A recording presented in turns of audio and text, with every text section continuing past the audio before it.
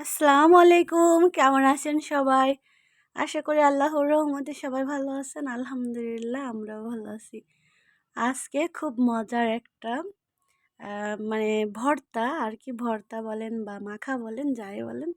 তো দেখাবো অবশ্যই ভিডিওটা শেষ পর্যন্ত দেখবেন। আর ভিডিওটি ভালো লাগলে লাইক, কমেন্ট, শেয়ার এবং সাবস্ক্রাইব করতে একদমই ভুলবেন না।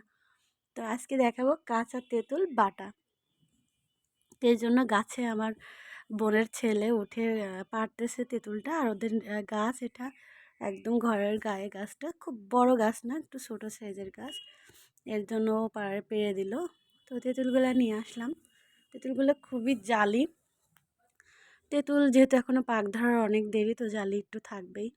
তো তেঁতুলগুলো আমরা ধুয়ে পরিষ্কার করে এইভাবে করে বেটে নিচ্ছি। আর তেঁতুলগুলো এভাবে করে শিলপাটায় বেটে নিলে কিন্তু একদমই গালের ভিতরে বাঁধে না, খেতে মজা লাগে। তাই এইভাবে করে বেটে নিতে হবে। আর এখানে লাগবে আমাদের রসুন বাটা, আর লাগবে হচ্ছে জিরা এবং সরিষা বাটা আর কাঁচা ঝাল বাটা। তো কাঁচা ঝাল বাটা দেব। আর এখানে দিব শুকনা জিরার গুঁড়া, মানে জিরাটা শুকিয়ে যে গুঁড়া করে রাখা হয়েছে সেই গুঁড়াটা এখানে দিব। আর চিনি আর লবণ দিব।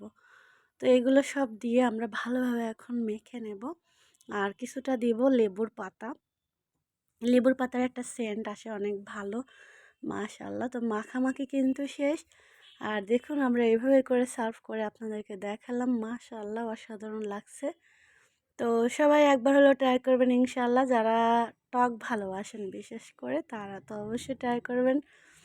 তো সবাই ভালো থাকবেন। আজ এ পর্যন্ত। সবাই আমার জন্য দোয়া করবেন, আমি আপনাদের জন্য দোয়া করি। সবাই ভালো থাকবেন।